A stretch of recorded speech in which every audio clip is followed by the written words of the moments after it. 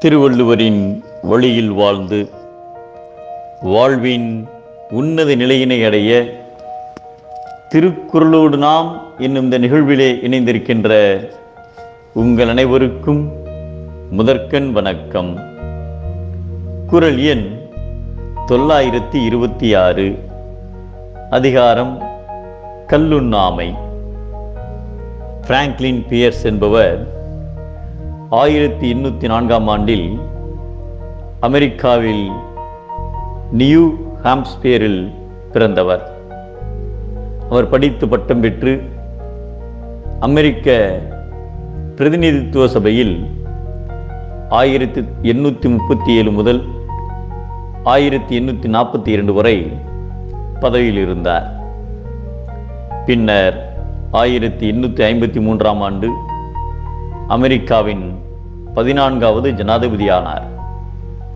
அமெரிக்க வரலாற்றில் ஒரு முக்கியமான நேரத்தில் ஜனாதிபதியாக இருந்தவர் என்ற பெருமை மட்டும் இவருக்கு உண்டு.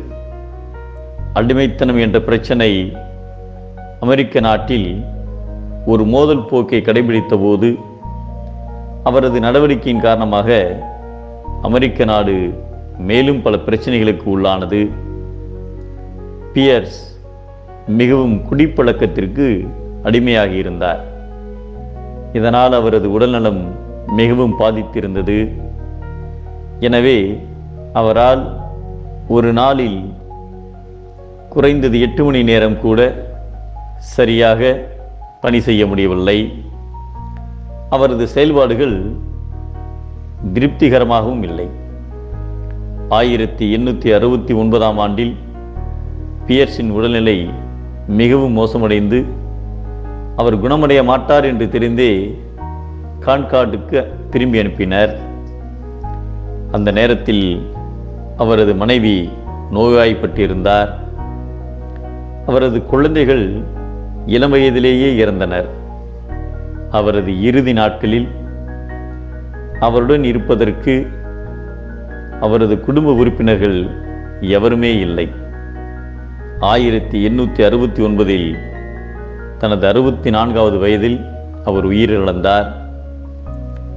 அவரது குடிப்பழக்கத்தின் காரணமாக உலகத்திலேயே சிறந்த பதவி கிடைத்திருந்தும் அதனை பயன்படுத்தி மக்களுக்கு நன்மை செய்ய தவறிவிட்டார்.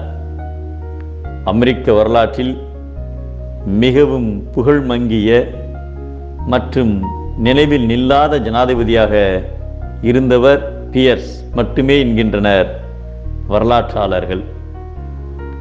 உறங்கியவர் இறந்தவரை விட வேறுபட்டவர் அல்லர்.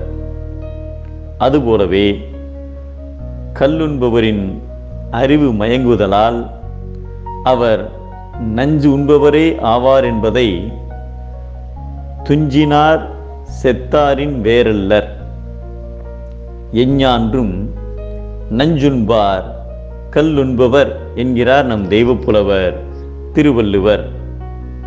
மது வாழ்வின் தீது, மதியே வாழ்வின் தெளிவு.